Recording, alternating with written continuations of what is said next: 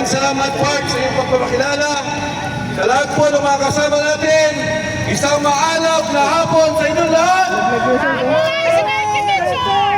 Alam niyo mga kasama, narito tayo ngayon para gulutain mula ng isang taon nang kinidnap ang Pangulong Duterte. Bakit ko sinabi kinidnap?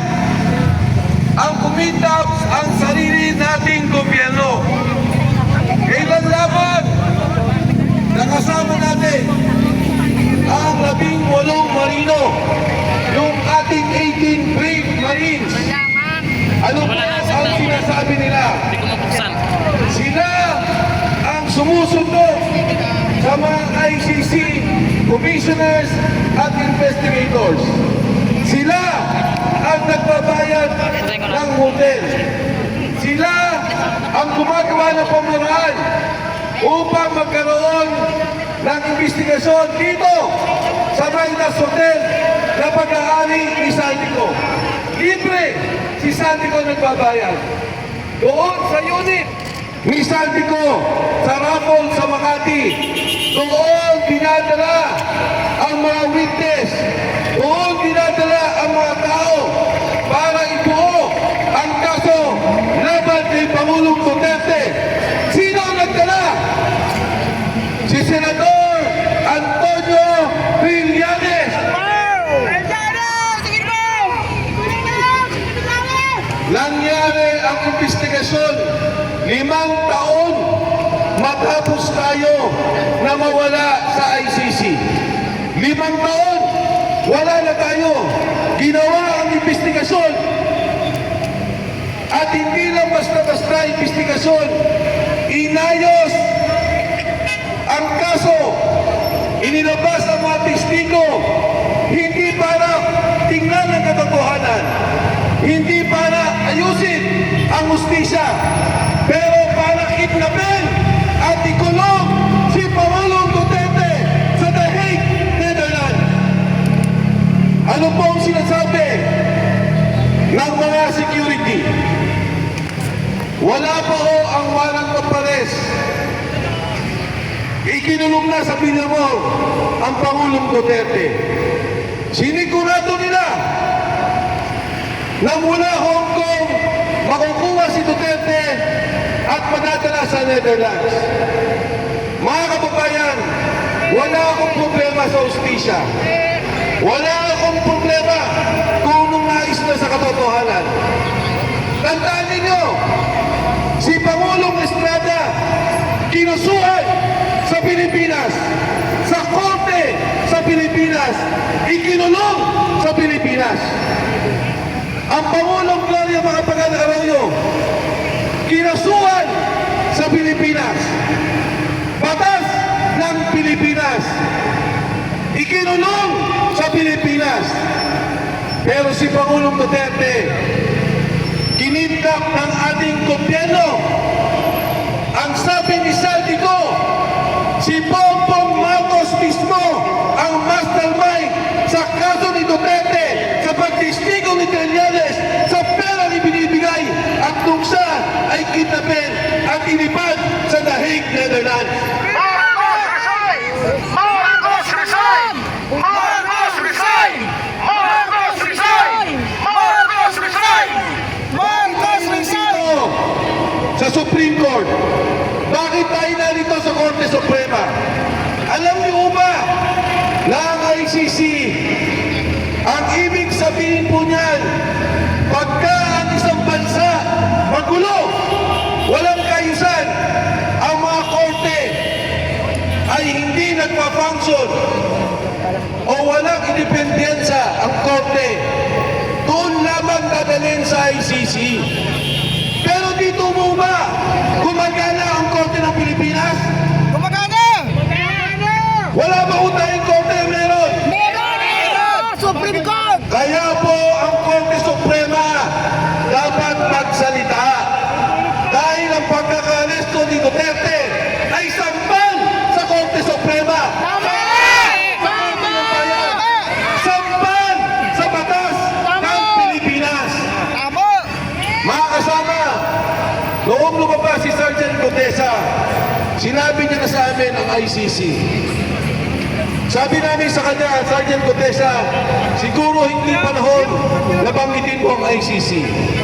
Alam niyo ang sabi ni Sergeant Gutesa, ang matataas na mga opisyal ng gobyerno nasa Maidas nagmo-monitor sa pag-aresto kay Pangulong Duterte.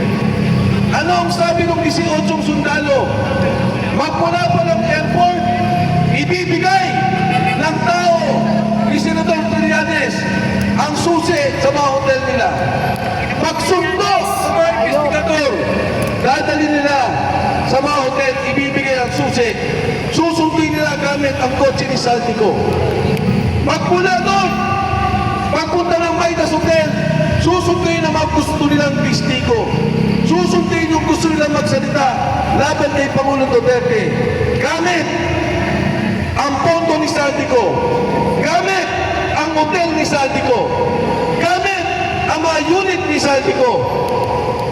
Kaya ito po mga kasama ang nangyayari sa ating bansa sa ngayon. Sa takot siguro nila kay Pangulong Duterte, nag-usap-usap, mas mabuti ilabas siya ng bansa kaysa kasuhan sa Pilipinas. Pero hindi nila naintindihan sa ginawa nila, naging martir si Pangulong Rudy Duterte.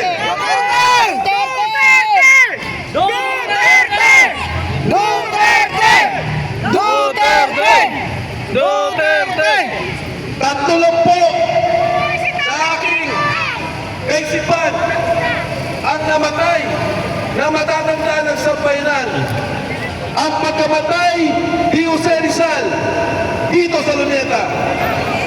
Ang pagkamatay ni Ninoy Aquino sa tarmac ng NAIA na pinaslang ng mga sundalo, pinaslang sa ilalim ng administrasyon ni Ferdinand Marcos Sr. At ngayon, sa ating kasaysayan, pag namatay ang Pangulong Duterte sa The Hague, Netherlands, siya lang ang tanging Pangulo na kinidnap ng sarili niyang gobyerno. Takot sa kanya dahil sa politika, kinipit ang isang Pilipino, ang isang leader na minamahal ng sambayan ng Pilipinas. Yan po, walang iba, kundi ang Pangulong Rodrigo Duterte. Yung pong 18, kinasuhan po. Ako mismo, kinasuhan. Ang isang magaling at matapang na abogado, Attorney Levi Baligon, kinasuhan po nila. Kinasuhan dahil nagsabi ng katotohanan sa pagnanakaw ng pondo ng bayan. Ano bang sinabi ng mga sundalo? Nag-deliver kami sa mga senador. Nag-deliver kami sa mga congressman. Nag-deliver kami kay Speaker Martin Romualdez at kay Pangulong Bongbong Marcos. Yan ang sinasabi ng mga sundalo. Yung bilyon-bilyon na mali-maleta ng dinideliver nila, yan po ay pera ninyo. Pera ng kapulisan na makasama natin. Pera ng taong bayan. Dahil po yan ay buwis na binabayad po natin. Pero ayaw nilang pakinggan. Pagkos, ang mga nagsalita pa ang kinakasuhan. Kaya po, ngayong hapon, nananawagan kami sa Korte Suprema. Baka kayo na lang ang institusyon na maaaring magbigay ustisya sa sambayanan. Ayaw mag-imbestiga ng Kongreso dahil kasama sila sa binibigyan ng pera. Ayaw mag-imbestiga ng Senado dahil binibigyan sila ng mali-malitang pera. Ayaw mag-imbestiga ng Ombudsman, ng NBI, ng tama ang iniimbestigahan ang nag-akusa dahil ang mga tao din yan ay sangkot sa mali-malitang pera. Kaya po sa Korte Suprema, ito po mustisya na hinihingi, ibigay po naman ninyo. Dahil